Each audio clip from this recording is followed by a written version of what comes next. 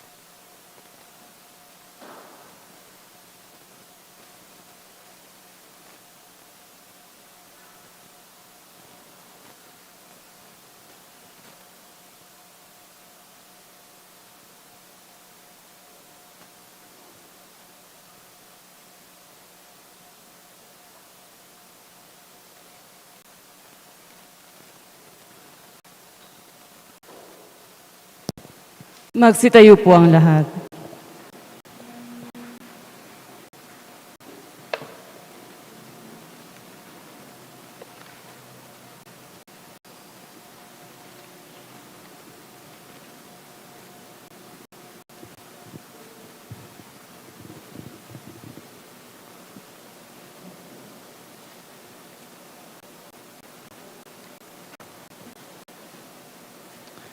O manaming makapangyarihan, alalahanin mo ang iyong awa at pagmamahal, at sa iyong paglingap gawin mong banal kaming lahat, na siyang dahilan kaya't dugo'y dumanak mula sa iyong nagpakasakit na anak, upang pagsaluhin kami sa piging ng pagkabuhay na kanyang itinatag bilang aming tagapamagitan kasama ng Espiritu Santo, magpasawalang hanggan. Amen.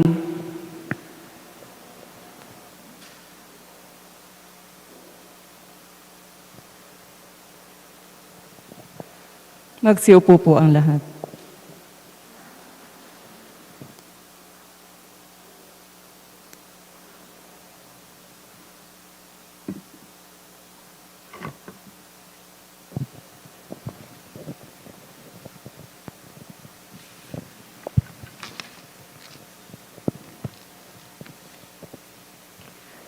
Pagbasa mula sa aklat ni Propeta Isayas. Sinabi ng Panginoon, ang lingkod ko'y magtatagumpay sa kanyang gawain. Mababantog siya at dadakilain. Marami ang nagitla nang siya'y makita dahil sa pagkabugbog sa kanya'y halos di makilala kung siya'y tao. Ngayoy marami rin ang mga bansang magugulantang, pati mga hari, pag siya'y nakita, ay matitigilan.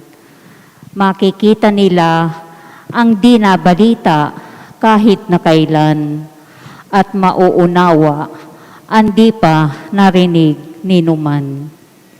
Sagot ng mga tao, sino ang maniniwala sa ibinabalita naming ito? Sino ang makapagpapatunay na pinahihintulutan ito ng Panginoon? Kalooban ng Panginoon na ang kanyang lingkod ay matulad sa isang halamang natanim sa tuyong lupa. Walang katangian o kagandahang makatawag pansin.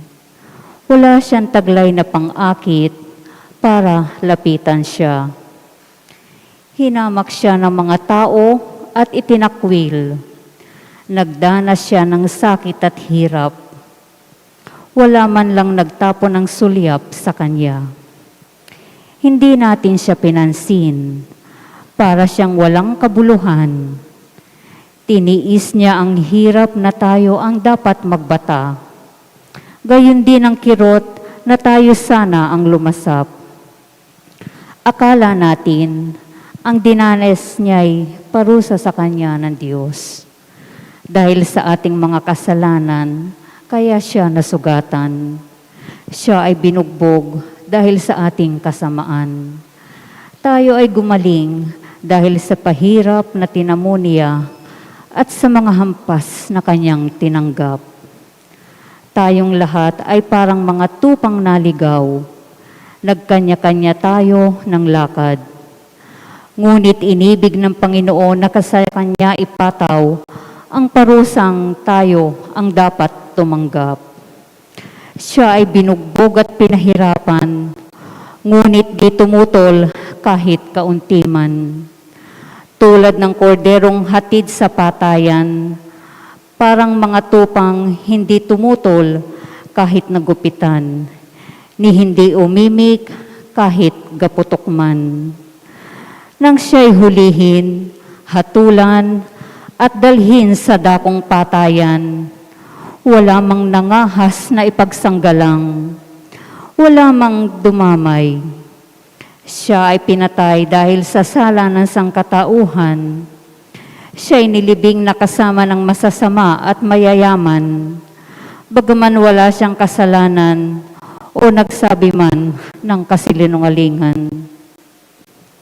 Sinabi ng Panginoon, ang kanyang paghihirap ay kaloob ko. Inihandog niya ang sarili upang sa pamamagitan noon ay magkaroon ng kapatawaran. Dahil dito'y mabubuhay siya ng matagal, makikita ang lahing susunod sa kanya. At sa pamagitan niya'y maisasagawa ang aking panukala. Pagkatapos ng pagdurusa, larasap siya ng ligaya. Malalaman niyang hindi nawala ng kabuluhan ang kanyang pagtitiis. Ang aking tapat na lingkod na lubos kong kinalulugdan, ang siyang tatanggap sa parusa ng marami, at alang-alang sa kanya, sila'y aking patatawarin. Dahil dito, siya'y aking paparangalan kasama ng mga dakila, pagkat kusang loob niyang ibinigay ang sarili at nilasap ang kaparusahan ng masasama. Inako niya ang mga makasalanan at idinalangin sila'y patawarin. Ang salita ng Diyos. Salamat sa Diyos. Amen.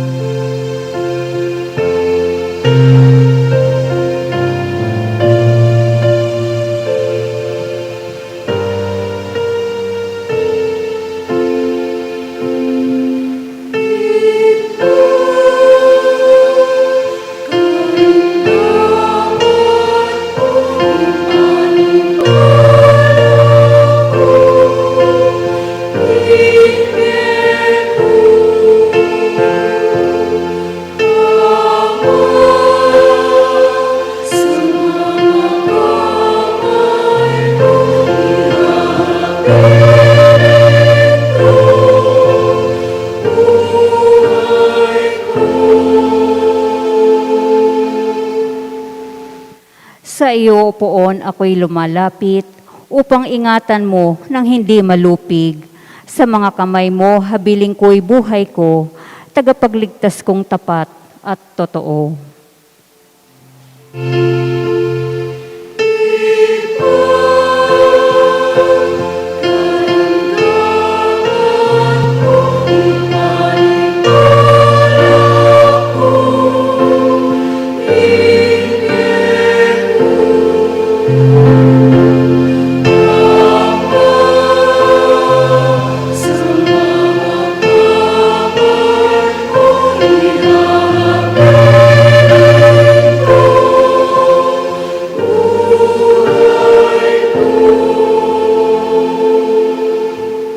Lahat kong kaaway ay humahalakhak, pati kapitbahay ako'y hinahamak. Dating kakilala ay nagsisiilag, kung masalubong ko ay nagsisiiwas. Nilimot na akong tulad ng namatay, di na pinapansin, parang yagit lamang.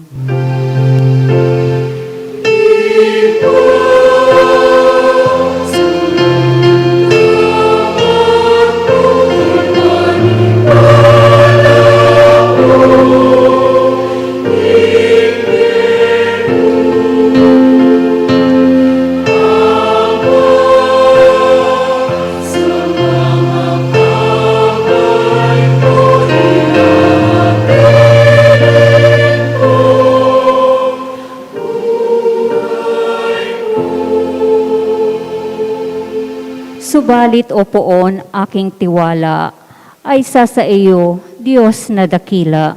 Sa iyong kalinga, umaasa ako, laban sa kaaway ay ipagtatanggol mo at sa umuusig na sino mang tao.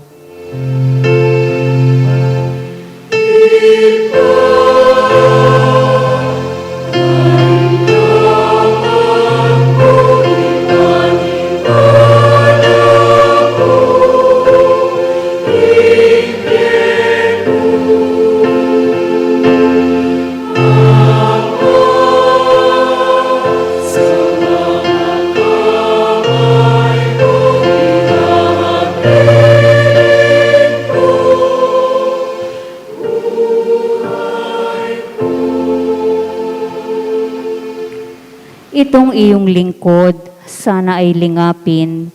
Ingatan mo ako't iyong pagpalain. Iligtas mo ako at iyong sagipin. Tanda ng pag-ibig na di magmamaliw o magpakatatag ang mga nilikha. Lahat ng sapuon ay nagtitiwala.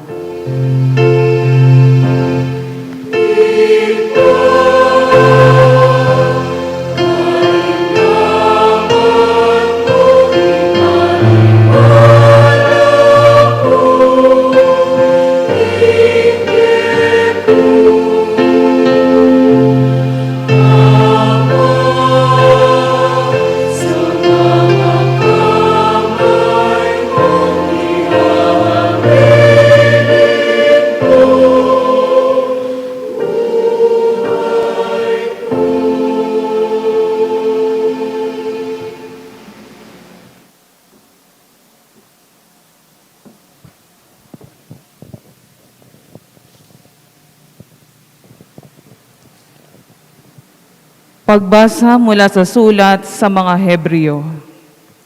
Mga kapatid, magpakatatag tayo sa ating pananampalataya. Yamang mayroon tayong dakilang saserdote na pumasok sa kalangitan sa harapan ng Diyos, walang iba kundi si Jesus na anak ng Diyos. Ang dakilang saserdote nating ito ay nakauunawa sa ating mga kahinaan, sapagkat sa lahat ng paraay, tinukso siyang tulad natin, ngunit hindi nagkasala. Kaya't huwag na tayong mag-atubiling lumapit sa trono ng mahabaging Diyos, at do'y kakamta natin ang habag at kalinga sa panahong kailangan natin ito. Noong si Jesus ay namumuhay dito sa lupa, siya'y dumalangin at lumuluhang sumamo sa Diyos na makagliligtas sa Kanya sa kamatayan. at dinig siya dahil sa lubusan siyang nagpakumbaba. Bagamat siya ay anak ng Diyos, natutuhan niya ang tunay na kahulugan ng pagsunod sa pamamagitan ng pagtitiis. At nang maganap na niya ito, siya'y naging walang hanggang tagapagligtas ng lahat ng sumusunod sa Kanya. Ang salita ng Diyos. Salamat sa Diyos.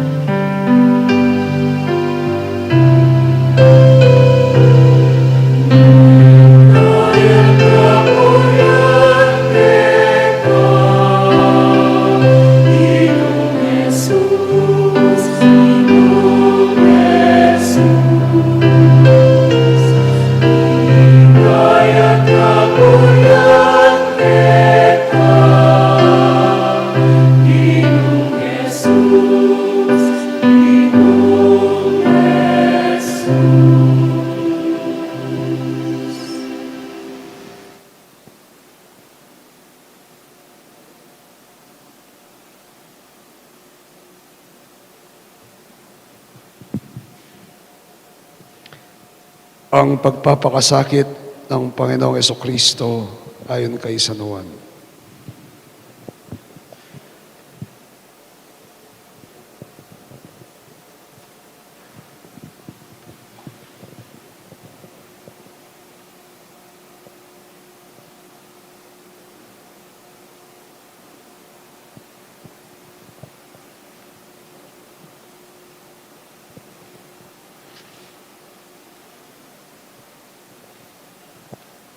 Noong panahong iyon, umalis si Jesus kasama ang kanyang mga alagad. Pumunta sila sa ibayong batis ng Cedron at pumasok sa isang halaman nandoon. Ang lugar na ito ay alam ni Judas na nagkanulo sa kanya, sapagkat madalas na magpunta roon si Jesus at ang kanyang mga alagad. Pumaroon si Judas, kasama ang ilang bantay sa templo at isang pangkat ng mga kawal na padala ng mga punong saserdote at mga pariseo. May dala silang mga parol, sulo at sandata. Alam ni Jesus na ang lahat na mangyayari sa kanya. Kaya't sila'y sinalubong niya at tinanong, Sino ang hinahanap ninyo? Si Si Jesus na taga Nazaret. Ako si Jesus. Kaharap nila si Judas na nagkanulo sa kanya. Nang sabihin ni Jesus na siya nga, napaurong sila at nabuwal sa lupa. Muli siyang nagtanong, Sino nga ba ang hinahanap ninyo? Si Jesus na taga Nazaret.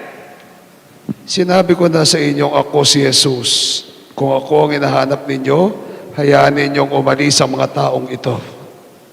Sinabi niya ito upang matupad ang kanyang salita. Walang mapahamak kahit isa sa mga ibinigay mo sa akin. Ama, binunot ni Simon, si Pedro ang kanyang tabak at tinaga ang alipin at na pinakapunong saserdote. Natigpas ang kanang tainga ng aliping yaon na ang pangalay Malco. Sinabi ni Jesus kay Pedro, Isalong mo ang iyong tabak. Dapat kong inumin ang kalis ng paghihirap na ibinigay sa akin ng Ama. si Jesus ay dinakip at ginapos ng mga bantay na Hudyo at ng pangkat ng mga kawal sa pamumuno ng kanilang kapitan. Siya ay dinala muna kay Anas, na biyanan ni Caifas, na pinakapunong saserdote ng panahong yaon. Si Caifas ang nagpayo sa mga Hudyo na mas mabuti para sa kanila na isang tao lamang ang mamatay alang-alang sa bayan. Si Simon Pedro ay isang pang-alagad na sumunod kay Jesus. Kilala ang pinakapunong saserdote, ang alagad na ito. Kaya't nakapasok siyang kasama ni Jesus sa patio ng bahay ng pinakapunong saserdote.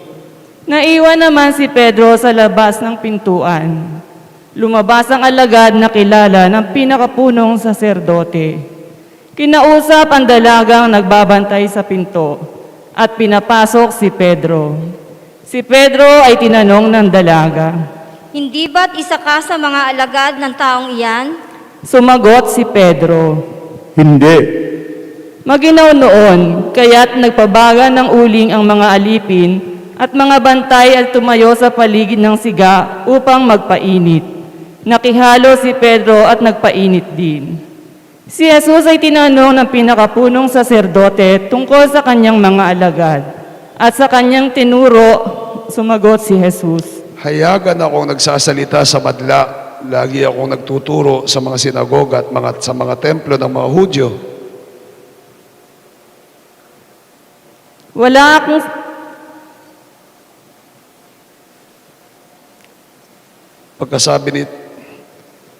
Wala akong sinabing palihim.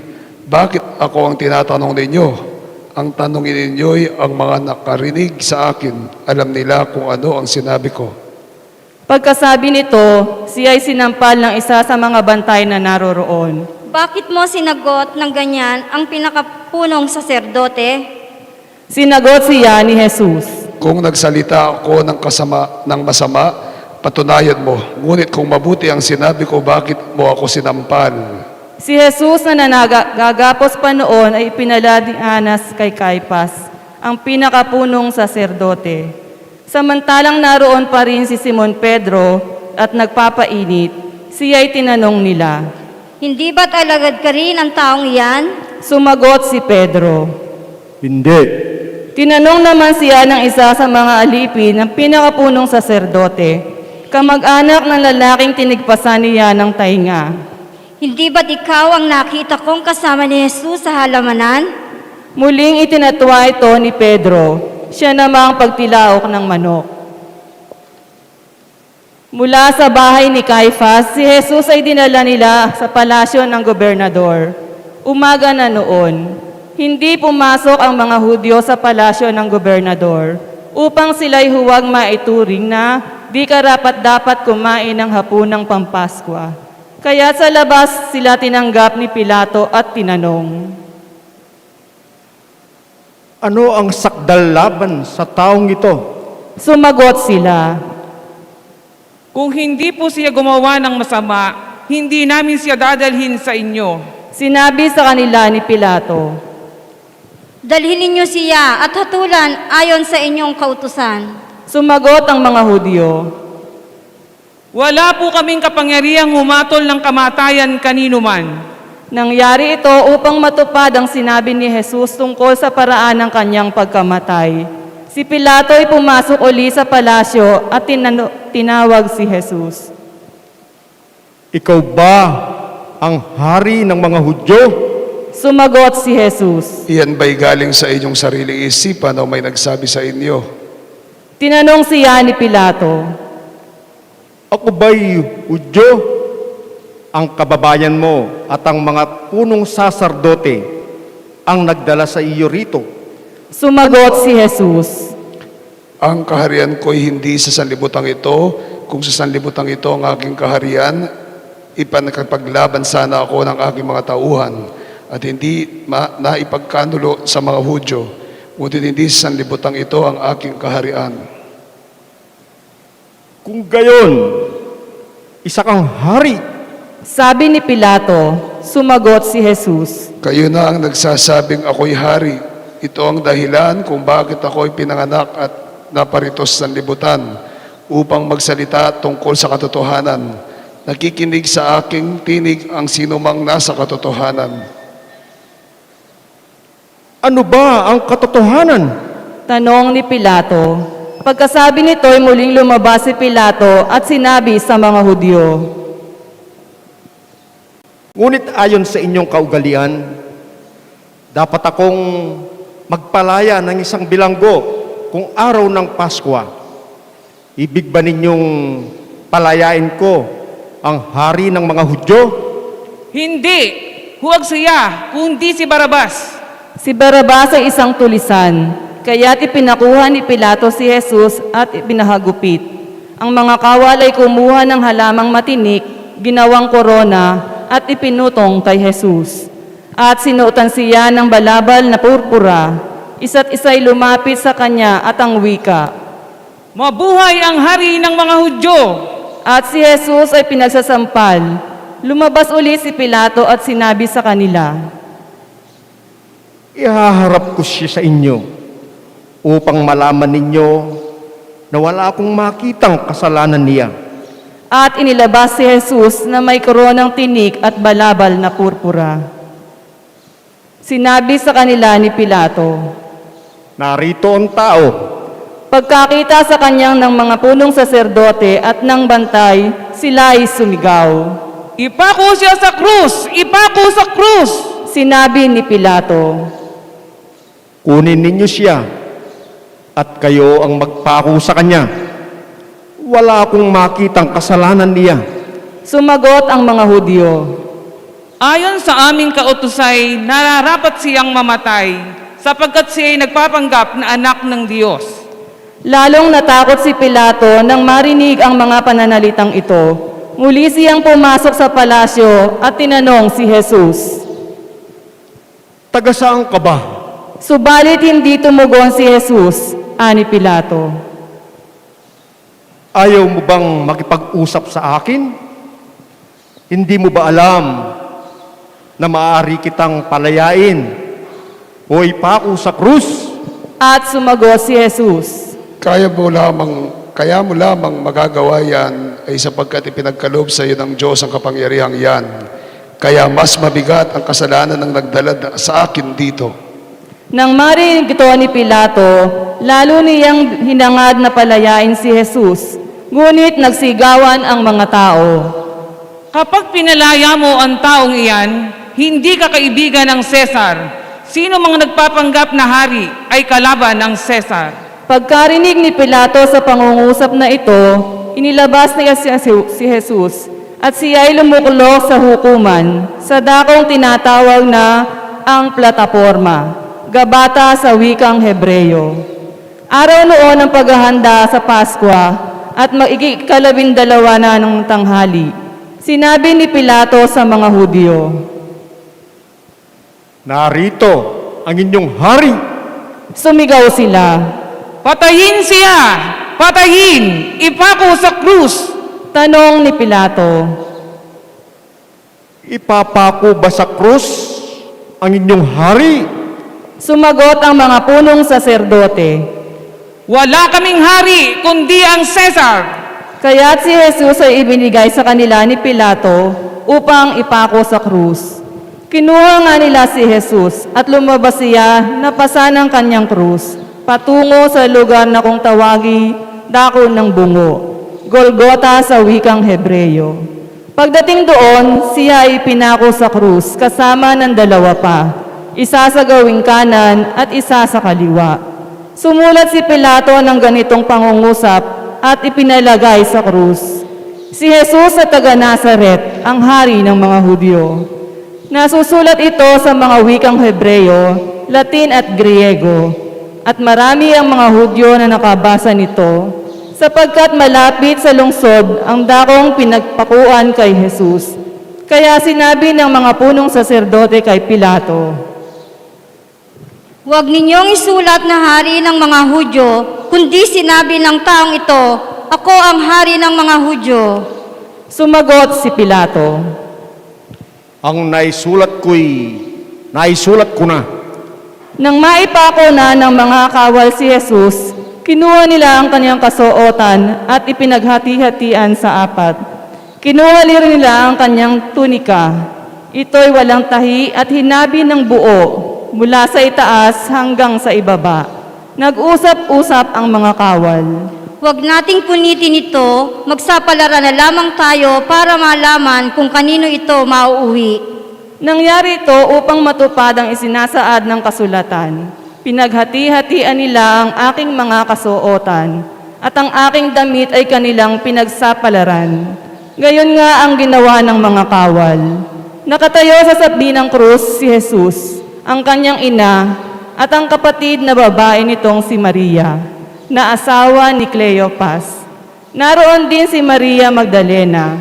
Nang makita ni Jesus ang kanyang ina at ang minamahal niyang alagad sa tabi nito, kanyang sinabi, Ginang, narito ang iyong anak. At sinabi ni Jesus sa alagad, narito ang iyong ina. mula noon, siya ay pinatira na ng alagad na ito sa kanyang bahay. Pagkatapos nito, alam ni Jesus na naganap na ang lahat ng bagay. At bilang katuparan ng kasulatan ay sinabi niya, Nauuhaw ako. may isang mangkok doon na puno ng maasim na alak. Itinubog nila rito ang isang espongha. Ikinabit sa sanga ng isopo at idiniit sa kanyang bibig. Nang masipsip ni Jesus ang alak, ay kanyang sinabi. Naganap na. Iniyukayok ni Jesus ang kanyang ulo at nalagot ang kanyang hininga. Magsiluhod po, sandali.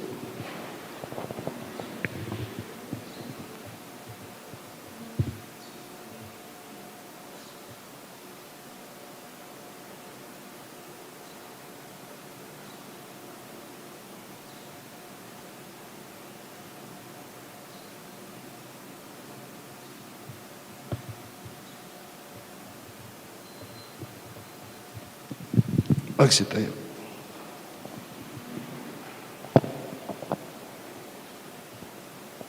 Nooy araw ng paghahanda at ayaw ng mga Hudyo na manatili sa krus ang mga bangkay sa araw ng pamamahinga upang dakilang araw ng pamamahingang ito.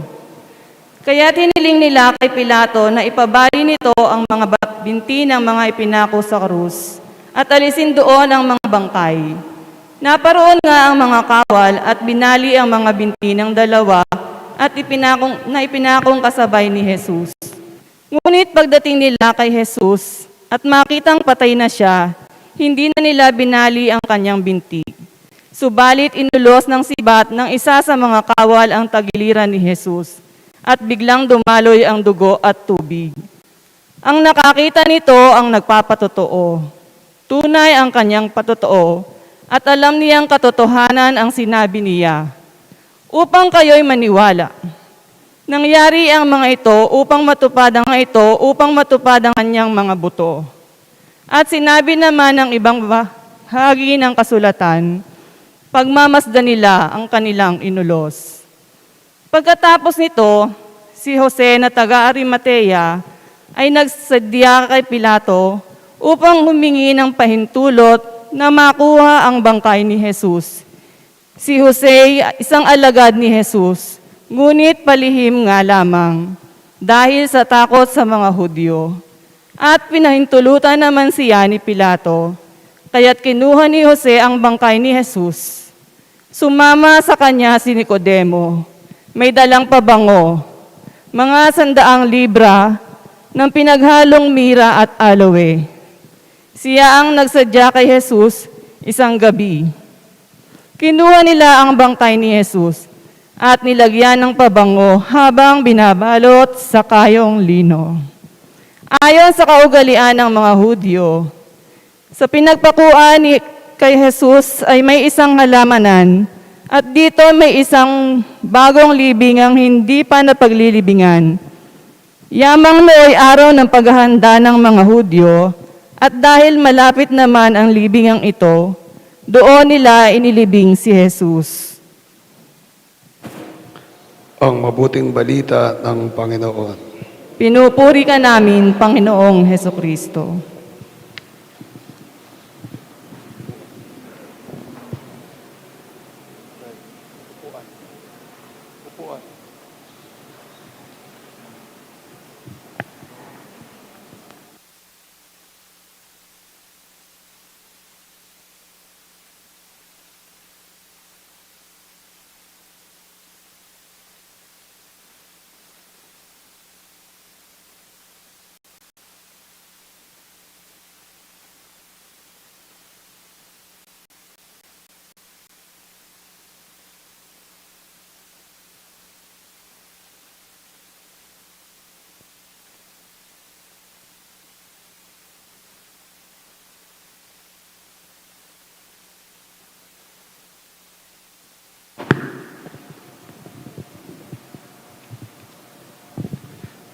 Panalangin pangkalahatan.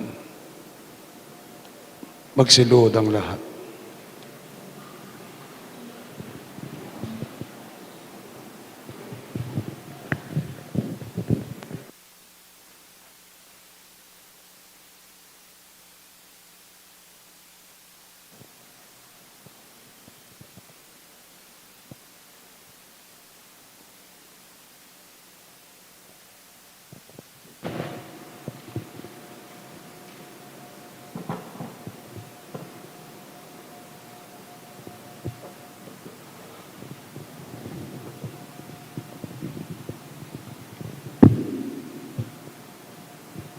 Para sa banal na simbahan, idalangin natin ang mga mahal kong kapatid, ang banal na sambayanan ng Diyos sa buong daigdig, upang pagkalooban ng kapayapaan at pagkupkop, pagkakaisa at pagtataguyod, ang mga kaanib nito sa sansinukob, at upang tayo bigyan ng pamumuhay na matiwasay, para tayo makasamba sa Diyos, Ama nating makapangyarihan.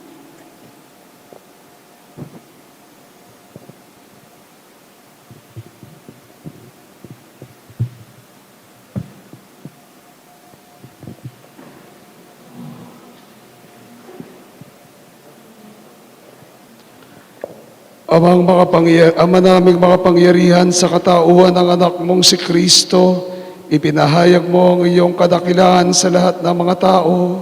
Ligapin mo ang iyong mga ginawa dahil sa pag-ibig upang ang iyong sambayan ng laganap sa buong daigdig ay mamalaging matatag sa pamananampalatayang iyong bigay para sambahin ang banal mong ngalan sa pamamagitan ni Jesucristo kasama ng Espiritu Santo, magpasawalang hanggan.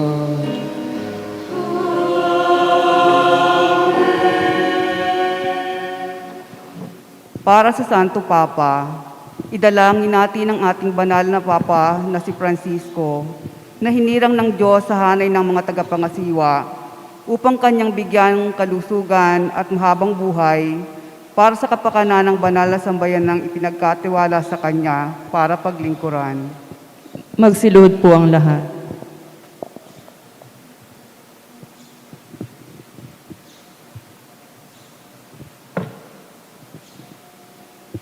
Magsitayo po ang lahat. Ama naming makapangyarihan, sa iyong kapasyahan umiiral ang sanlibutan. Paunlakan mo ang aming kahilingan na lingapin si Papa Francisco na iyong hinirang para kami pangasiwaan upang ang sambayan ng Kristiyano na iyong pinamumunuan ay pamalaan niya ng may kaunlaran sa pananampalataya at gawang kabutihan, iyong inasahan sa pamagitan ng Jesucristo kasama ng Espiritu Santo, magpasawalang hanggan.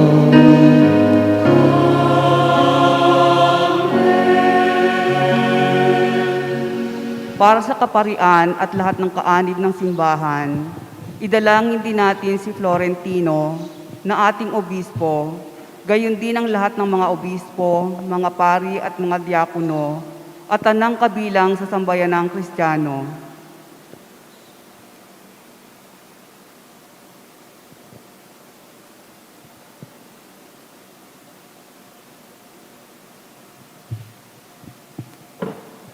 Magsitayo po ang lahat. Ama naming makapangyarihan, ang iyong Espiritu ay nagpapabanal at tumataguyod sa buong simbahan.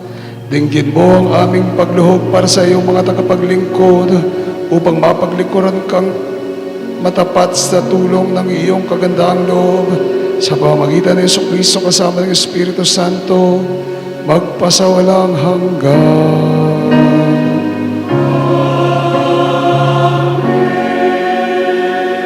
Para sa pagkakaisa ng mga Kristiyano, magsiluhod po.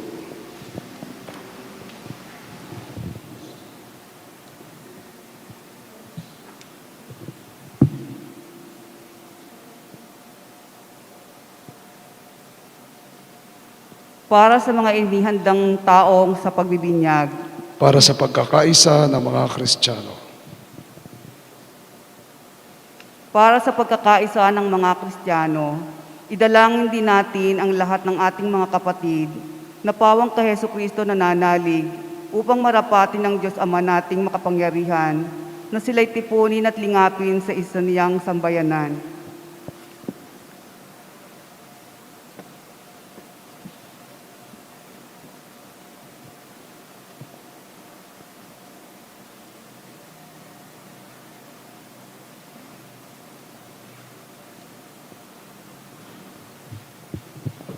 Magsitayo po ang lahat.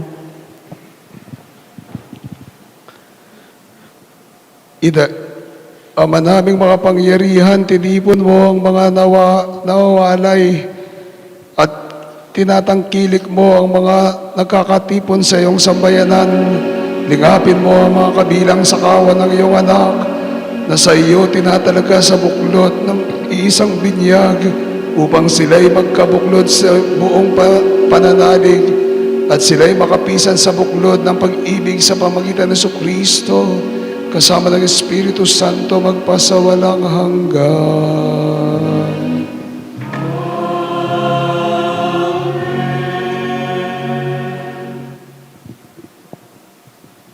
Magsiluhod po ang lahat. Panalangin para sa mga Hudyo. Idalangin din natin ang mga Hudyo na unang pinagpahayagan ng Diyos na totoo upang ipagkaloob niyang sa pag-ibig sa kanyang ngalan, sila ay umunlad sa pagiging matapat sa kanyang tipan.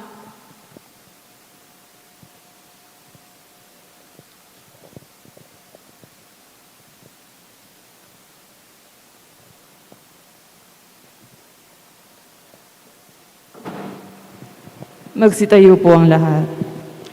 Ama naming mga pangyarihan, pinapakatawanan mo ang iyong mga pangako kay Abraham at sa tanang sa kanya ay sumilang. Dinggin mo ang mga pagluhog ng iyong sambayanan upang ang mga tao na iyong unang hinirang ay pagindapating sumapit sa kaganapan ng kaligtasan sa pamagitan ng Kristo kasama ng Espiritu Santo magpasawalang hanggan.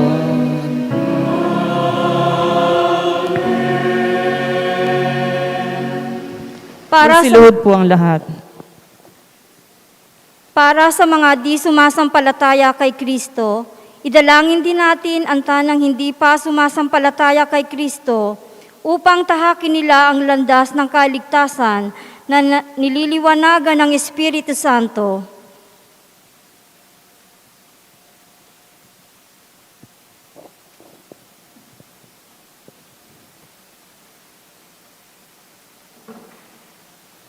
Magsitayo po ang lahat. Ama naming makapangyarihan, gawin mo ang mga hindi panananalig sa iyong anak ay makatuklas sa katotohanan sa pamumuhay nilang wagas. At kaming sa pag-ibig mo ay laging umunlad sa pagmamalasakit sa tanang sa iyo'y humahanap ay maging mga saksing paniwalaan ng iyong dakilang pag-ibig sa sanlibutan at sa pamagitan ni Jesucristo kasama ng Espiritu Santo magpasawalang hanggan.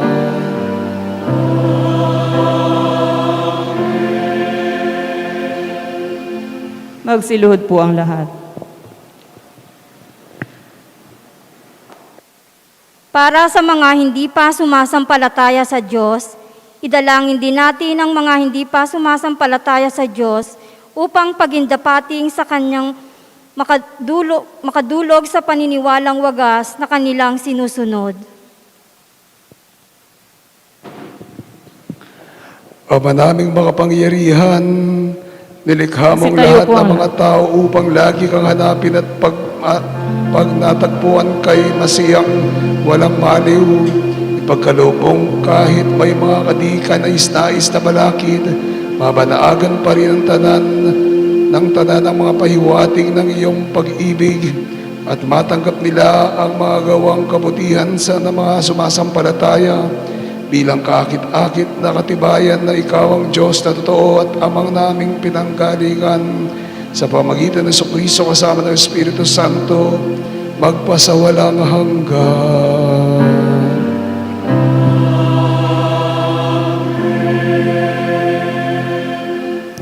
Magsiluhod po ang lahat. Para sa mga umuugid sa pamahalaan, idalangin natin ang mga may tungkuling maglingkod sa bayan at umuugid sa ating pamahalaan upang ang kalooban nila ay itaguyod ng amang may kapal, alinsunod sa kanyang kinalulugdan, sa ikapagkakabit ng kapayapaan at kalayaan ng tanan.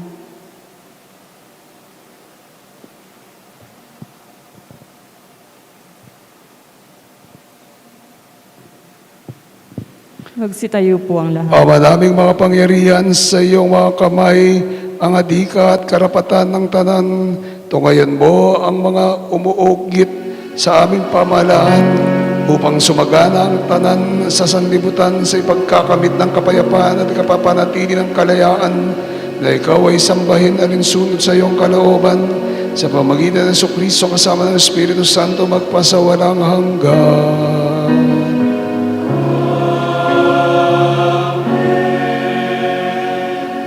Magsiluhod po ang lahat. Para sa mga may tanging pangangailangan, idalangin natin, mga kapatid, sa Ama nating makapangyarihan, na ang sanlibutan ay maibsan ng tanang katiwalian, ang mga karamdaman ay malunasan, ang mga kagutuman ay maparag,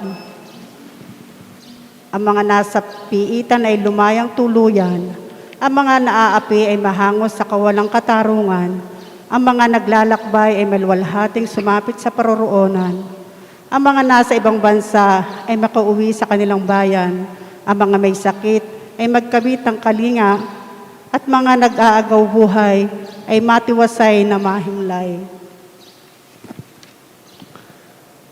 Magsitayo Ama po. naming mga pangyarihan, binubuhayan mo ang loob ng mga nasa kapigatian, pinatatatag mo ang mga bibigat na pinapasan, paulakan mo ang mga kahilingan ng mga dumaraing dahil sa maraming mga pinagtitiisan upang bawat nasa kagipitan ay magkamit ng kasiyahang madama ang iyong pagmamahal sa pamagitan ng Kristo kasama ng Espiritu Santo magpasawalang hanggan.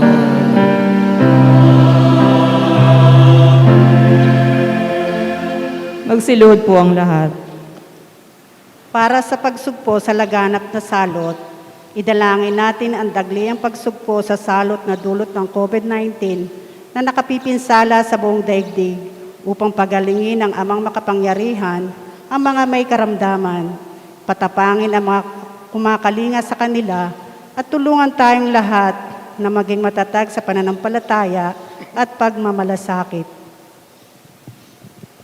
Magsitayo po ang lahat. Ama naming mga pangyarihan, pinagmumula ng lahat ng buhay, kalusugan at kagalingan, tungayan mo ang may habag ng may habagan sa daigdigan na ginugo po ng karamdaman, lalong-lalo ng COVID-19 virus.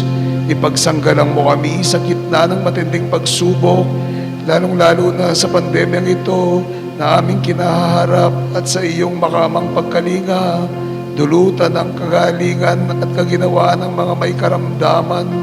Palakasin mo ang mga kumakalinga sa kanila, pagkamitin ng kapayapaan wala hanggang mga pumanaw na, at gawaran mo ng kaganapan ng aming pagsisikap na masugpo ang salot na ito sa pamagitan ng Kristo kasama ng Espiritu Santo magpasawalang hanggan.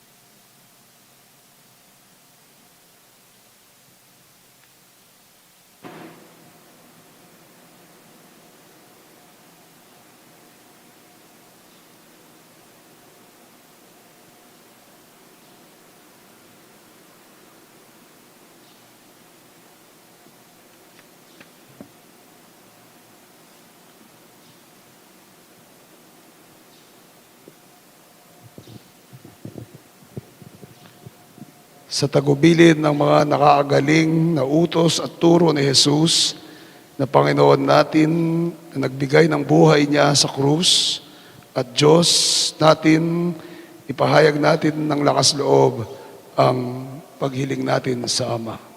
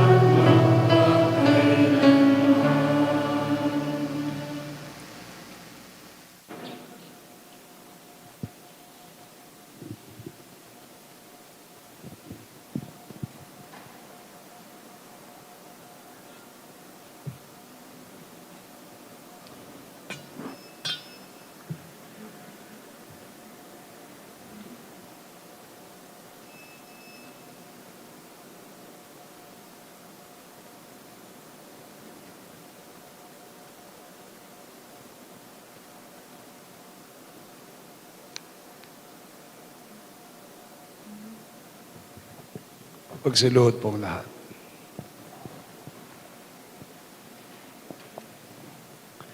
Mga kapatid, si Kristo ang kordero ng Diyos na nagbuwis ng kanyang buhay, nagbigay ng kanyang dugo para sa atin. Mapalad tayong tumatanggap sa kanyang banal na piging. Panginoon, hindi ako karapat-dapat na magpatuloy sa iyo, ngunit sa isang salita mo lamang ay gagaling na ako. Katawan ni Kristo. Amen.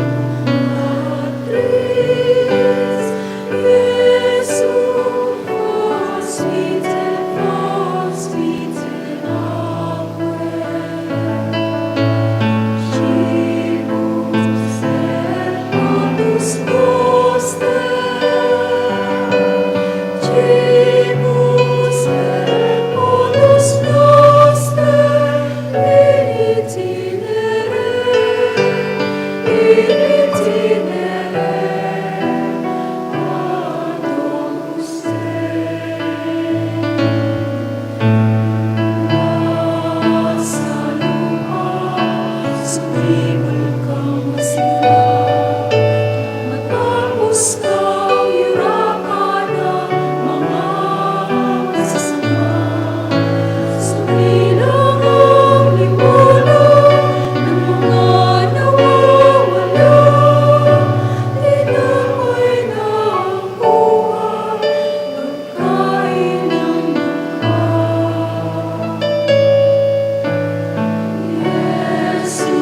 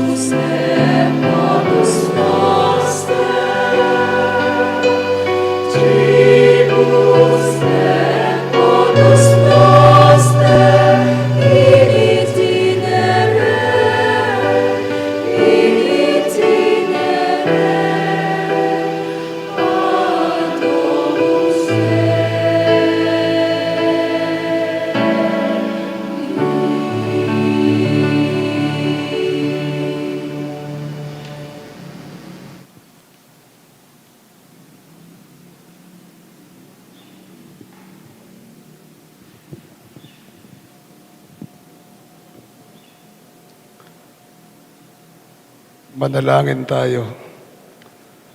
Ama naming mapagmahal, pinapakinabang mo kami sa banal na pagkamatay at pagkabuhay ni Kristo. Panatiliin mo sa amin ang ginaganap ng iyong dakilang pag-ibig upang kami makapamuhay ng matapat.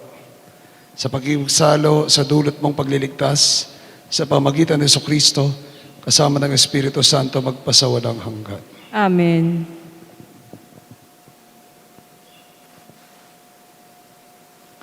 Ama naming bukal ng pagpapala, ang iyong pagbabasbas ay manaog nawang masagana sa iyong sambayanang gumaganap ng paggunita ng pagkamatay ng iyong anak na siyang pagkabuhay ng nagtitiwala. Ang iyong pagpapatawad ay sumapit nawa sa tanan, ang iyong pakikisamang maasa na iyong bigay, ang pananampalatayang banal na way maging matibay, ang kaligtasang walang maliw ay patatagin ng mong lubusan, sa pamagitan ng Kristo kasama ng Espiritu Santo magpasawalang hanggan. Amen.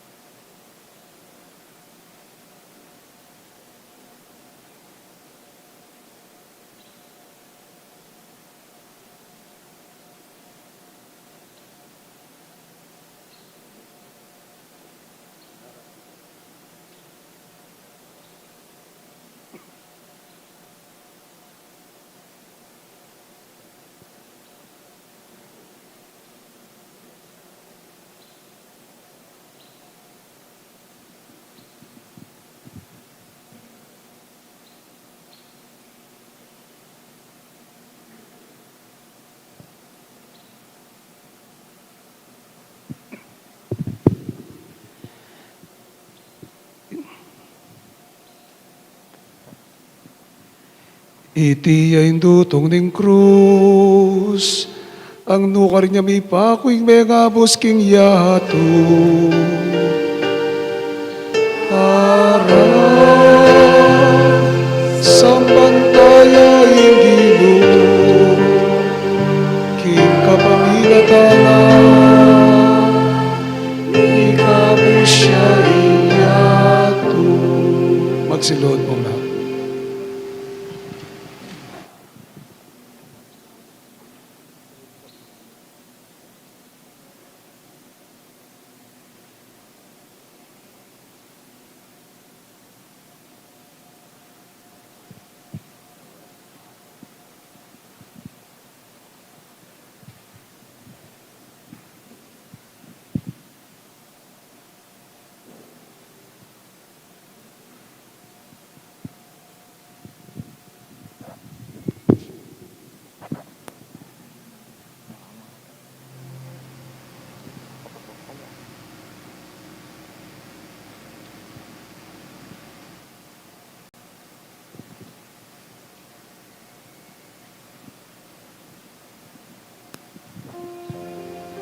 Iti ang dutong ning krus, anong nuyamik pakuing megabos king yato.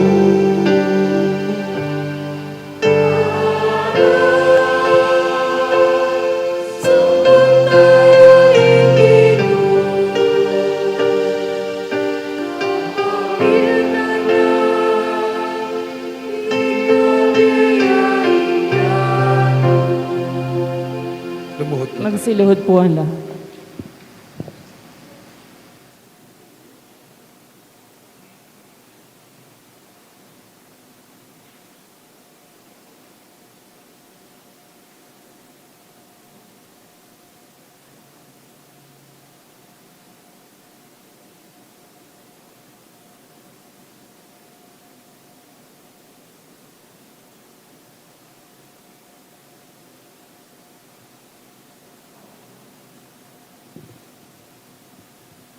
Magsitayo po na.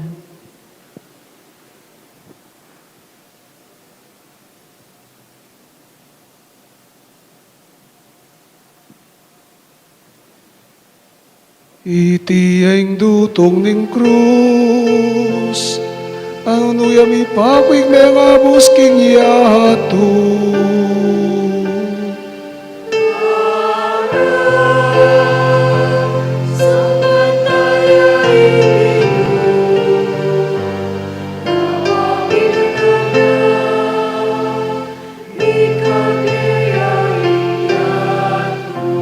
Magsilod. Magsiluhod po ang lahat.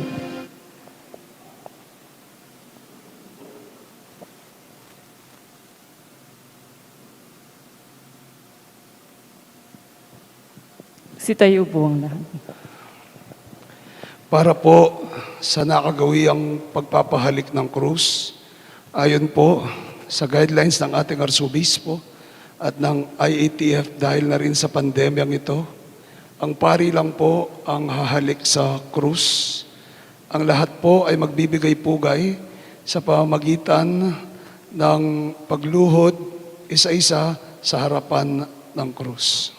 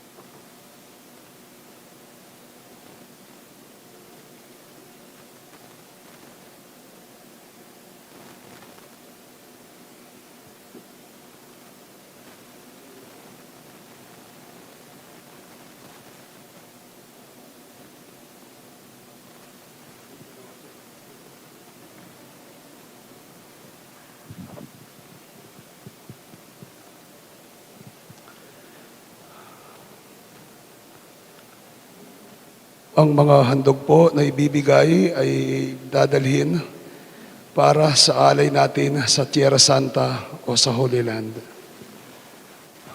Magsiupo pong lahat at by tag-isang upuan po ang tatluhan po ang pagluhod sa harapan.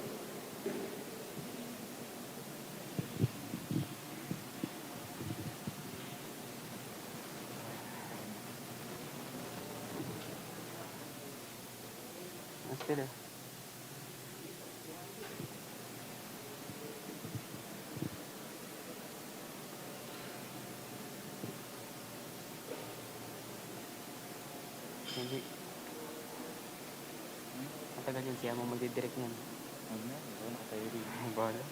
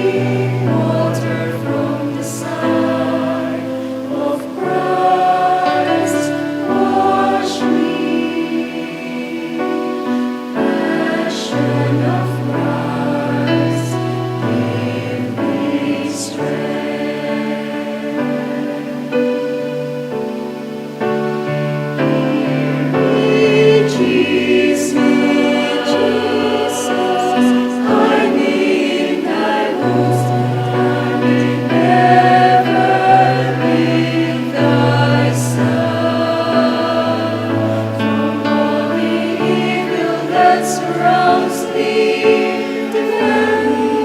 Defend me when the call of death arises. Lead me unto thee, that I may praise thee with thy saints forever.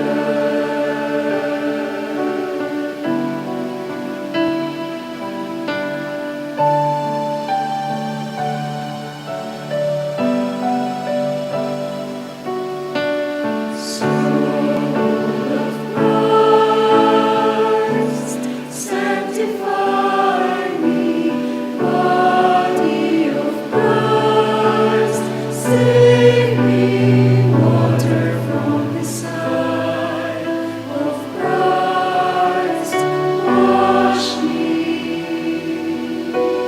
passion of Christ, give me strength.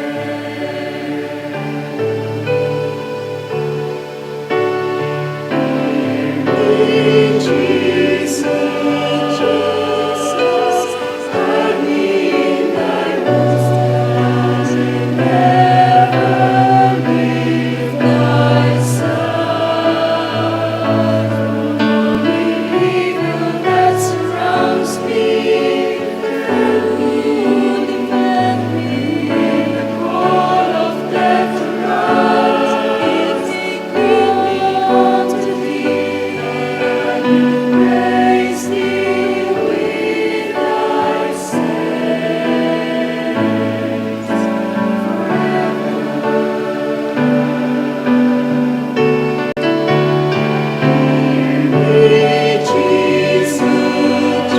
Jesus, hide me in thy bosom, never leave thy side. From the evil that surrounds me, defend me when the call of death arises. Lead me unto thee, that I may praise thee with thy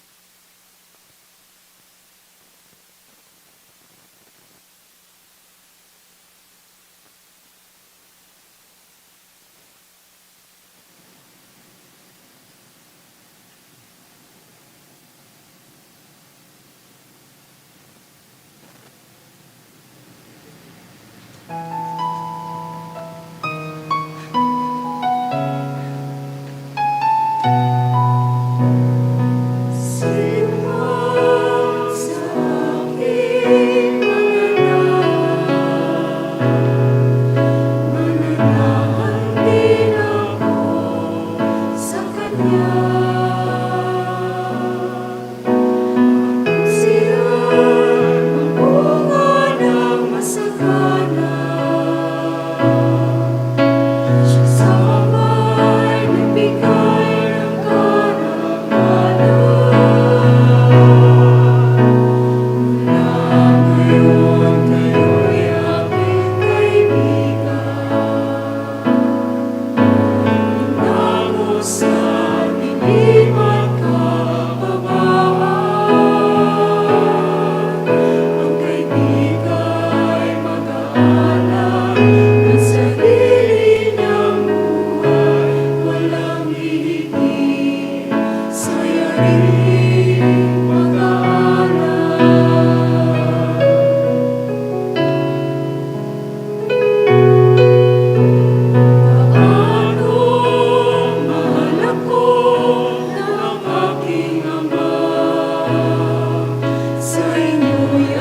aking ipinadarama.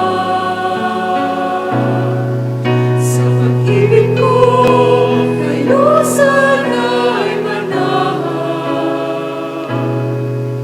At piling ko na kayo'y magmahalan. Mula ngayon, kayo'y aking kaibigan. Hinango sa dilim at kababaan. Ang kaibigan mag-aalay ng sarili niyang buhay. Walang hihigit sa yaring pag-aalay. Pinili kang hinirang upang mahalin, na mamunga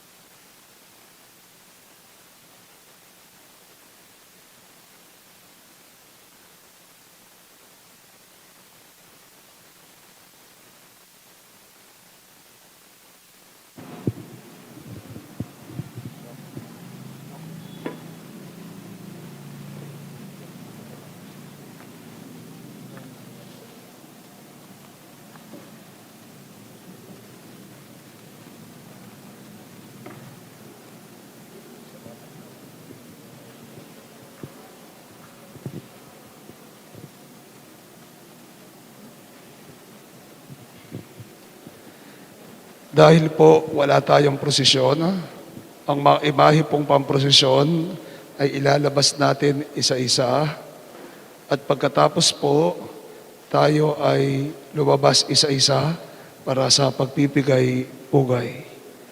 Magkakaroon po ng pagdungaw ang mga imaheng pamprosesyon Santo Entierro at Mater Dolorosa hanggang alas 10 po ng gabi.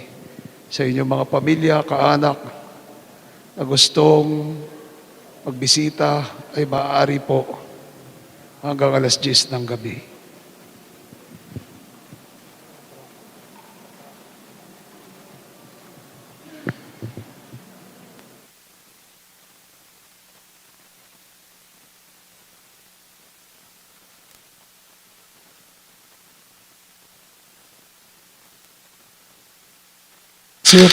Pagsiyo po lamang po.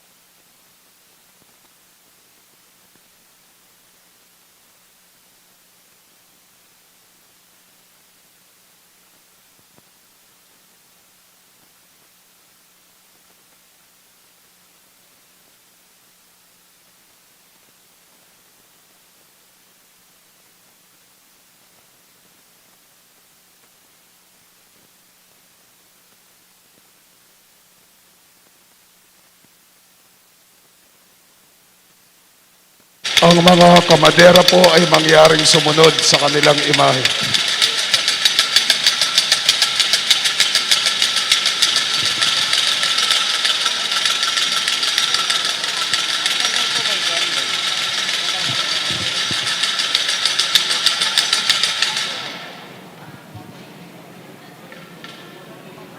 Ang mga kamadera po ay mangyaring sumunod sa kanilang mangyaring sumunod sa kanilang mga imahe.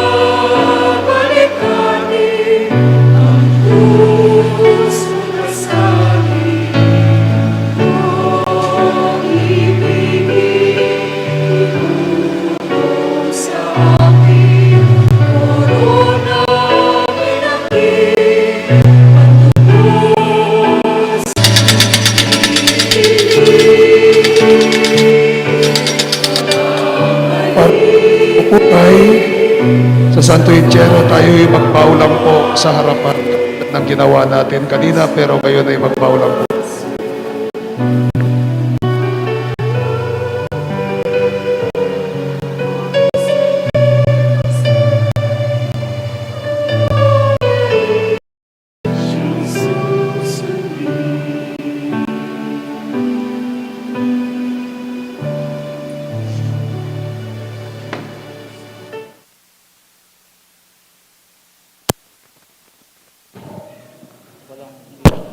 Ari po tayo magbaw sa harapan. Tapos po pwede nang umuwi.